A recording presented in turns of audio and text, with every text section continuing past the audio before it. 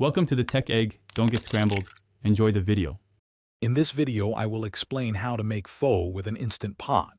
First, you'll want to prepare your beef bones and aromatics. Sear them directly in the instant pot using the sauté function to develop a rich, foundational flavor.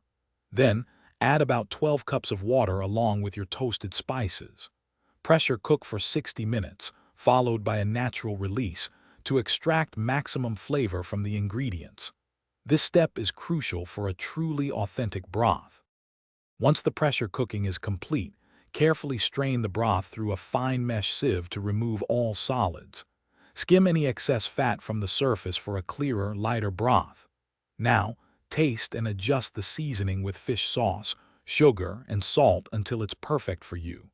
While the broth is simmering, prepare your pho rice noodles. They usually just need a quick soak in hot water for a few minutes until tender. The toppings are what truly bring pho to life. For the beef, slice it very thinly against the grain. The hot broth will cook it perfectly.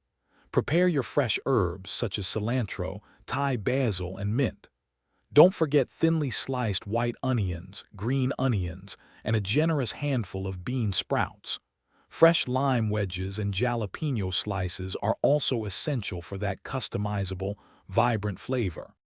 To serve your homemade instant pot pho, start by placing a generous portion of the prepared rice noodles into a large, deep bowl. Arrange the thinly sliced raw beef and your chosen fresh toppings neatly over the noodles. Finally, ladle the piping hot, aromatic broth over everything. The heat from the broth will gently cook the beef, creating a truly satisfying and delicious meal.